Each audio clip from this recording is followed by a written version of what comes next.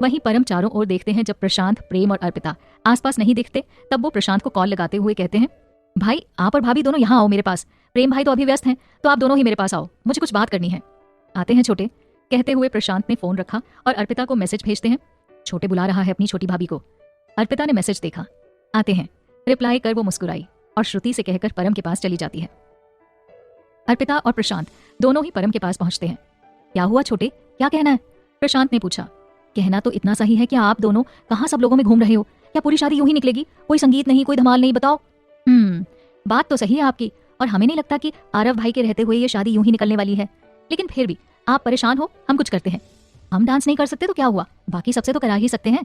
आपको करना है तो आप बता दीजिए, ठीक है? अर्पिता ने कहा और वहां से श्रुति के पास चली गई और उससे दोनों पक्षों में कंपटीशन रखने को बोली। उसके विचार से सहमत हो श्रुति बोली, अच्छा है, बहुत मजा आएगा, लेकिन ये सब वरमाला होने के बाद ठीक रहेगा। हाँ ठीक है, अर्पिता ने कहा कि तभी वहां पर सात्विक आ जाता है, जो अर्पिता को देख शॉक्ड हो तेज आवाज में कहता है, ये तुमने क्यों किया? मेरा मतलब है कब किया? अरे मुझे बताया भी नहीं। अर्पिता, बहुत गलत किया तुमने, दोस्तों को भी नहीं बताया। ये सुन अर्पिता बोली, सॉरी सात्विक, सब बहुत जल्दी में हुआ, हम आपको नहीं बता पाए, उसके लिए सॉरी। तुम अभी शादी एंजॉय करो, हम इस बारे में बाद में बात करेंगे, ठीक है? सात्विक ने कहा तो श्रुति उसे अपने साथ अपने भाइयों से मिलवाने लेकर जाती है। अर्पिता शोभा के पास गई और उससे बोली, ताई जी हम अब किरण के पास जाएं, इस समय वो बहुत अकेला महसूस कर रही होगी।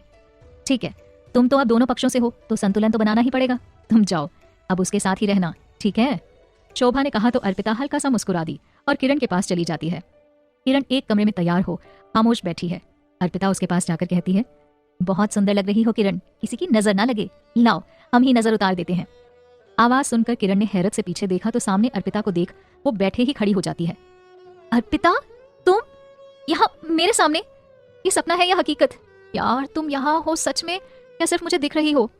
किरण हैरान होते हुए बोली और उसकी बात सुन अर्पिता ने कहा, हम ही हैं किरण, हकीकत है ये, सपना नहीं। कहते हुए वो आगे बढ़ किरण के गले लग जाती है। 2 महीने के इस अंतराल के बाद यूं एक दूसरे के गले लगने पर दोनों ही भावुक हो जाती हैं और लाख रोकने पर भी आंखों से आंसू छलक ही जाते हैं।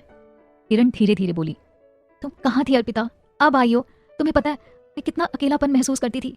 मेरी दोनों सहेलियां, मेरी माँ और तुम दोनों ही मेरे साथ नहीं थी।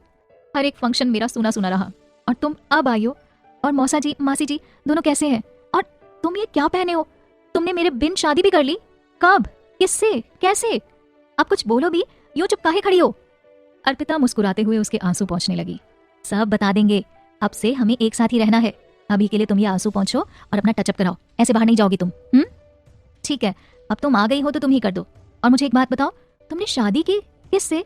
प्यार तो तुम प्रशांत भाई से करती हो ना, और उनकी तो अभी शादी हुई ही नहीं, फिर तुमने किससे शादी कर ली? और इतनी खुश भी लग रही हो, तुम ठीक तो हो अर्पिता? किरण ने चिंतित होते हुए पूछा तो अर्पिता बोली, जो होना था वो हो गया। हम तो आज भी उनसे ही प्यार करते हैं और हमेशा करेंगे, और हम खुश इसीलिए हैं कि तुम अब से हमारी देवरानी बन जाओगी। कितना मजा आएगा ना, दोनों बहनें हमेशा साथ साथ। अर्पिता की बात सुन किरण खुशी से दोबारा अर्पिता के गले लग बोली, ये तो बहुत अच्छा हुआ। अच्छा हुआ, लेकिन अब तुम बस अपना टचअप कर लो, बाहर सारी तैयारियां हो गई हैं, तुम्हें किसी भी समय बुला लेंगे, तो अब नो रोना धोना, ओनली हैप्पीनेस। अर्पिता ने मुस्कुराते हुए कहा, जिसे देख किरण भी मुस्कुराने लगती है। दोनों बहनें वहीं बैठकर बातें करते हुए अपना श्रृंगार दोबारा कर लेती हैं। कुछ ही देर में बाहर रिश्तेदारों से मिलकर जब दया जी दुल्हन के कमरे में आती हैं तो अर्पिता तुरंत ही घूंघट डालकर वहां से निकल जाती है। किरण को उसका यूं इस तरह जाना थोड़ा अजीब लगता है। वहीं बाहर शान अर्पिता को बाहर ना देख उसे चारों ओर देखते हैं। श्रुति और स्नेहा छाया के साथ खड़ी चित्रा को पीछे से देख उसके पास चले आते हैं, लेकिन कुछ कदमों की दूरी रह जाने पर वहां से मुड़कर दूसरी तरफ चले जाते हैं। अर्पिता वहीं खड़े हो दया जी के जाने का इंतजार करती है, लेकिन समय ज्यादा ना होने पर वो वापस शोभा जी के पास आकर खड़ी हो जाती है और मन ही मन सोचती है, इस खुशी के अवसर पर हम अभी आपके सामने आकर आपके मन में कड़वाहट का भाव नहीं लाना चाहते दादी माँ। वहीं अर्पिता के माँ पापा को कमरे की चाबी दे शान उन्हें कैब में बिठाकर चले आते हैं। कुछ देर बाद वरमाला के लिए किरण को बुला लिया जाता है। परम और किरण दोनों ही मंच के ऊपर पहुंच वरमाला की रस्म करते हैं। सभी बड़े जन नव जोड़े को आशीर्वाद देने लगते हैं। परम की खुशी के लिए अर्पिता के प्लान के अनुसार श्रुति और चित्रा आरव से कम्पीट करते हैं। एक हंसी खुशी के माहौल के साथ ये रस्म पूरी होती है। श्रुति से कम्पीट करते हुए आरव की नजर चित्रा पर आकर रुकती है, जो डांस करते हुए बीच बीच में अपने आंसुओं को पोंछती जाती है। उसे देख आरव मन ही मन सोचता है, इतनी खुशी के मौके पर इनकी आंखों में आंसू, कोई ना कोई बात तो जरूर होगी। वहीं परम और किरण दोनों ही एक प्यारा सा कपल डांस करते हैं। अर्पिता, शोभा, प्रशांत, प्रेम, स्नेहा, सुमित सभी खड़े हो तालियों के साथ उनका स्वागत करते हैं। नृत्य उल्लास के बाद सभी खाने का लुत्फ उठाते हैं और उसके बाद एक के बाद एक रस्मों का सिलसिला शुरू हो जाता है। प्रेम जी वीडियो कॉल के जरिए राधिका को एक के बाद एक रस्म दिखाते हैं। सुबह तक सारी रस्मों के साथ विवाह संपन्न हो जाता है। अर्पिता शान के साथ शोभा जी से कहे एक बार फिर अपने मौसा जी और आरव से मिलती है और उनसे बातचीत कर मिलकर वापस बाहर चली जाती है, जहां उसके माँ पापा शोभा जी के साथ बातें कर रहे हैं। प्रेम जी ने शोभा के कहने पर 2 विदाई के लिए गाड़ियां बुलवाई हैं, जहां किरण की विदाई के बाद वो प्रेम को परम और किरण के साथ जाने को कहती है और खुद अर्पिता और शान के साथ दूसरी गाड़ी से निकलती हैं। स्नेहा, सुमित, श्रुति, चित्रा, आर्य, त्रिशा और छाया ये सभी वहां से एक ही गाड़ी में निकल आते हैं। शान, अर्पिता और प्रशांत तीनों ही आने वाले तूफान के बारे में सोच रहे हैं, क्योंकि शीला जी के स्वभाव से सभी परिचित जो हैं। कुछ घंटों की ड्राइव के बाद सभी बांदा में पहुंच जाते हैं। अर्पिता मन ही मन सोच रही है, न जाने माँ कैसे रिएक्ट करें। ठाकुर जी इतनी कृपा करना, उन्हें जो कहना है वो गेस्ट के सामने ना कहें। सबके जाने के बाद जो भी कहना है वो कह लें, हम कुछ नहीं कहेंगे। लेकिन सब लोगों के सामने ताई जी के सम्मान पर आंच आएगी, हमारे कारण ऐसा नहीं होना चाहिए। सोचते हुए उसकी आंखें छलक आती हैं, जिसे देख शान बोले, जो होगा हम मिलकर सामना करेंगे।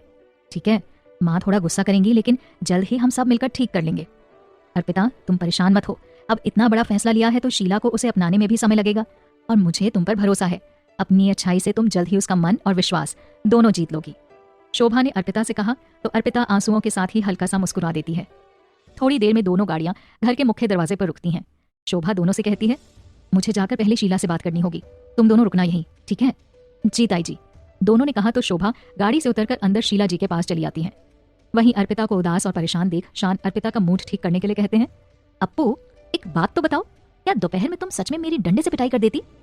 अर्पिता शान की ओर देखते हुए बोली, आपको लगता है हम ऐसा कर पाते?